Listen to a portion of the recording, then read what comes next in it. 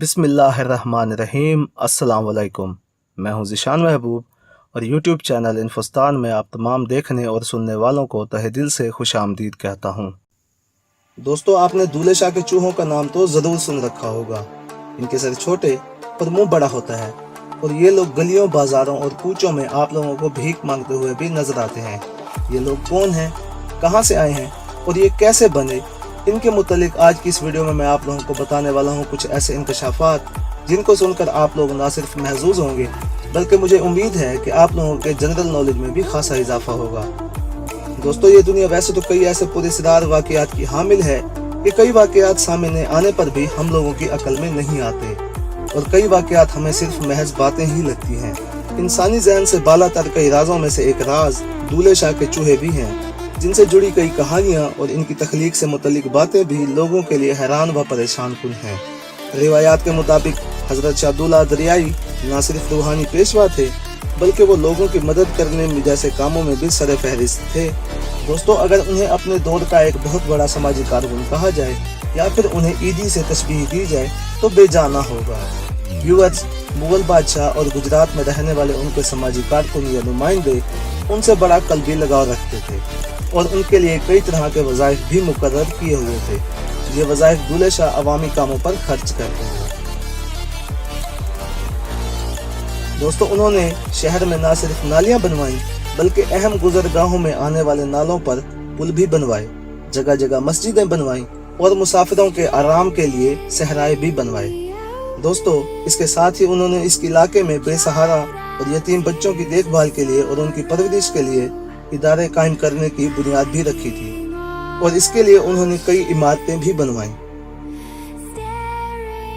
दोस्तों, इन्हीं सिराओं में इन छोटे सर वाले बच्चों की परवरिश भी की जाने लगी, जिनको बाद में अब्दुल्ला शाह दूल्हे के चूहे भी कहा जाने लगा।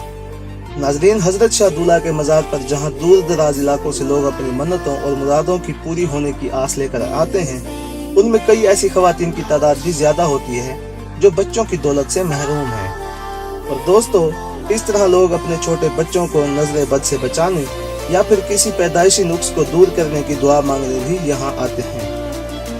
मज़ार से मंसूब रिवायतें तो गुजरात शहर में इतनी मकबूल नहीं हैं, लेकिन ये रिवायतें मुल्क के दूसरे शहरों में काफ़ी ज़्यादा मशहूर हैं। नाज़रीन और सामीन, कहा जाता है कि जो भी बे औलाद मर्द या औरत शाह अब्दुल्ला के मज़ार पर जाकर औलाद की दुआ मांगता है या फिर मन्नत मांगता है तो उनके यहाँ पैदा होने वाली पहली औलाद, बच्चा या बच्ची एबनॉर्मल ही पैदा होते हैं, यानी इनका सर छोटा होता है और मुंह बड़ा होता है। इस बच्चे के पास सोचने समझने की सलाहियत बिल्कुल नहीं होती और वो बेज़बान भी होता है और मन्नत के नतीजे में वो लोग जो मन्नत मांगते हैं वो अपने बच्चे को मज़ार पर ही छोड़ जाते हैं। दोस्तों, कहा जाता है कि जो लोग ऐसे बच्चों को दरगाह पर नहीं छोड़कर जाते या फिर दरबार के नाम पर वक्फ नहीं करते तो उनके यहाँ पैदा होने वाले मजीद बच्चे भी इसी तरह एबनॉर्मल ही पैदा होते हैं।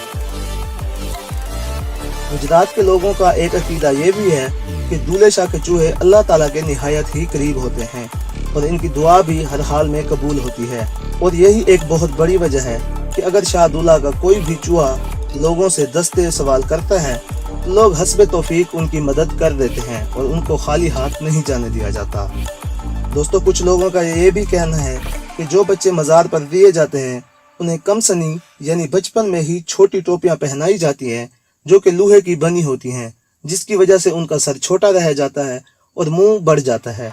और दोस्तों, यही एक तल्ख हकीकत भी है। दोस्तों, जिनको हम शाह दूल्हा के चूहे कहते हैं, ये लोग बचपन में एबनॉर्मल पैदा नहीं होते, लेकिन दोस्तों जब ये बच्चे पैदा होते हैं और उनको मज़ार पर भेज दिया जाता है तो इनके सर पर छोटी लोहे की टोपियां पहनाई जाती हैं, जिनकी वजह से इनका सर छोटा रह जाता है और बचपन में ही इनसे ऐसा सलूक किया जाता है और इनकी ऐसी ब्रेन वॉशिंग की जाती है जिससे इनके सोचने समझने की सलाहियत बिल्कुल ख़त्म हो जाती है। और दोस्तों, ये सब इसलिए भी किया जाता है ताकि लोग इन पर तरस खाकर इन्हें भीख दें और ये लोग अपना कारोबार चला सकें, यानी कि ये सब इनके कारोबार का एक हिस्सा है। व्यूअर्स, औलाद देना या ना देना सिर्फ अल्लाह ताला के बस में है। एक ऐसा बंदा जो कि अल्लाह ताला का ही मोहताज है, वो हमें क्या औलाद देगा और क्या हमारी मुश्किलात को दूर करेगा। खुदा के लिए अपनी अकल को इस्तेमाल कीजिए।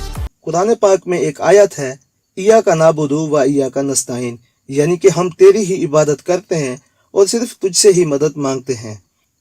इन्फुस्तान के मोअज़्ज़िज़ दोस्तों, अल्लाह के सिवा कोई भी हमारी मदद नहीं कर सकता और ना ही कोई हमारी मुसीबतें दूर कर सकता है और ना ही कोई हमारे लिए आसानियां पैदा कर सकता है।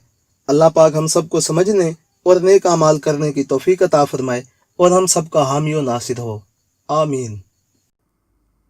दोस्तों, वीडियो देखने का बहुत बहुत शुक्रिया। प्लीज़ वीडियो को लाइक और शेयर करें और चैनल को सब्सक्राइब करना मत भूलें।